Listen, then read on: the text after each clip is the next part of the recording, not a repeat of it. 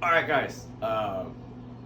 Part two. So this is our Ncx video. Please go ahead and watch the NC Go video before. It's kind of explaining the new format that we will be seeing if Ryan had not done it already. This is just me doing it for you guys as well.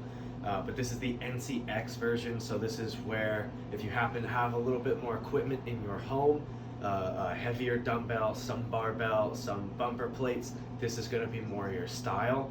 Typically it also has a longer format, but if you look at the last video, you actually find that the NC Go video is a much longer format to follow along. This has a strength portion and a conditioning portion for you guys. I'll go over the strength first. So we have a dumbbell or barbell floor press, whichever is more accessible to you guys.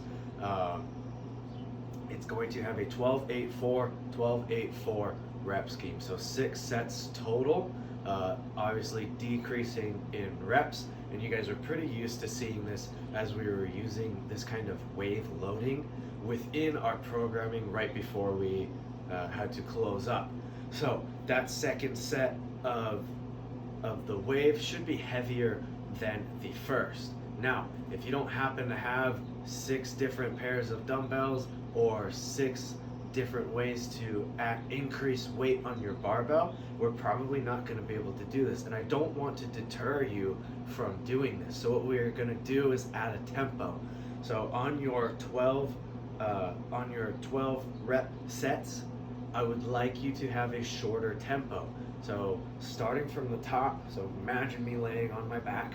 I'm going to bring those dumbbells down at a 2-second descent. So 1, 2, boom, elbows touch the ground, and then hold, 1, 2, and then boom, push away. For the 8 rep set, let's just increase the tempo if we don't have the ability to increase the weight. So the time under tension, any of the pausing or slowing down time can mimic that increase of weight because of the factor of how long you're holding on to it and how hard you are having to squeeze. So again, please, I don't want to deter you from doing this movement. If we don't happen to have extra weights, we can really still work this just by playing with time. So our 8 reps, challenge yourself to going down with a 4-second tempo. So break of the elbow, 1, 2, 3, 4, boom, elbow hits the ground, hold for 4 seconds here, press through as fast as you can. Within the explanation, when you go to look it up online, it is going to have a 2-2-2-1 tempo. I'm totally changing that for you guys, just because I'm sure we don't have that many sets of weights. So I'm going to recommend this tempo to follow.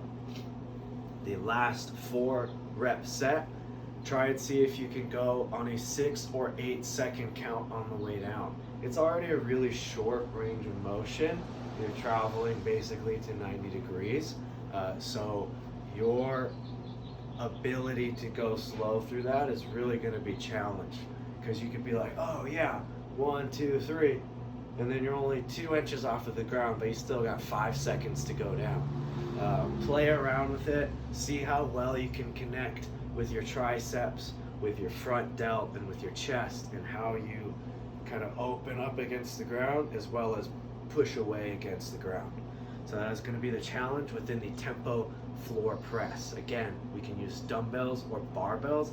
I'm going to go ahead and demo with the dumbbells, just because I like this variation a little bit more than a barbell. I have the ability to do this with my hands because they're free floating. So I'm gonna go ahead and lay on my back. I want to make sure that I can get these dumbbells up safely. So probably start from up here, dig my elbows into the ground.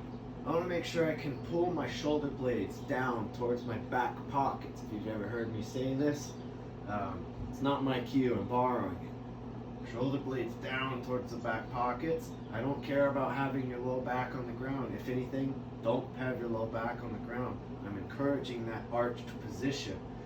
That way I can press from my back rather than just my front delt.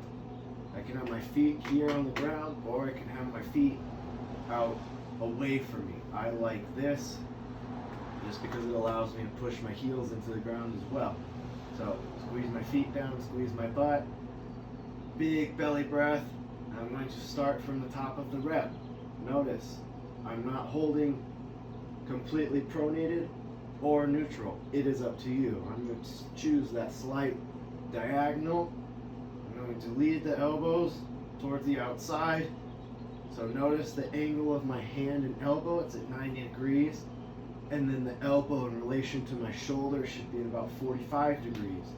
I've held for a few seconds now and push away. Please do not, actually because of the tempo you can't, but do one of these. Just return those dumbbells back to the ground. So this tempo is really going to force you to have some control over those dumbbells. That is the tempo floor press with the dumbbell. The next thing is our why. So take as much time as you need in between. There's not a lot to set up other than having your dumbbell.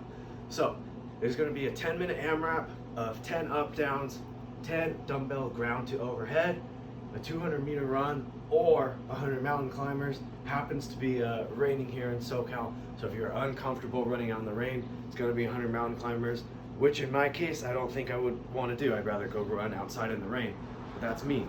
So 10 up downs, just like in that last video. Please make sure that when you drop to the ground,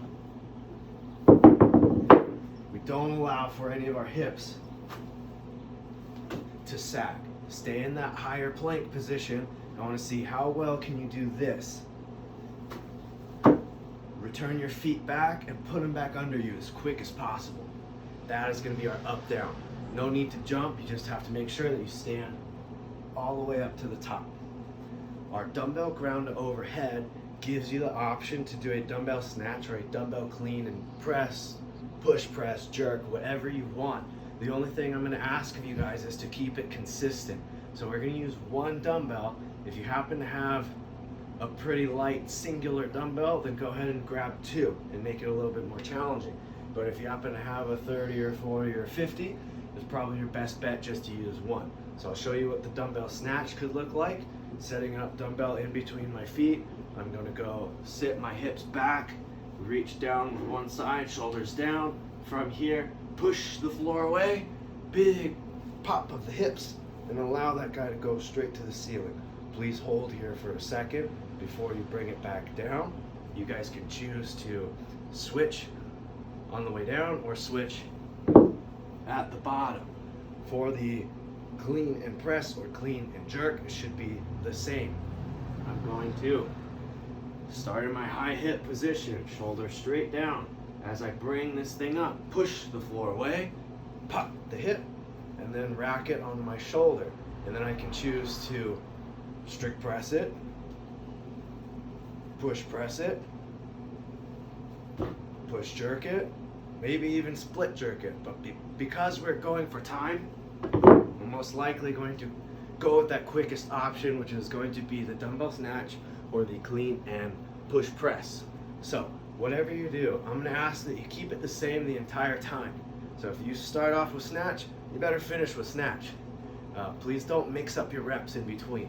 And make sure it's always there quality. Make sure you feel good about what you're doing. And that last thing is that 200-meter run or 100 mountain climbers. Try and do the 200-meter run. I think it's a good challenge. So we should probably be getting 4 to 5 rounds within that 10 minutes. This is your NCX workout, strength, and WOD. You guys are awesome, and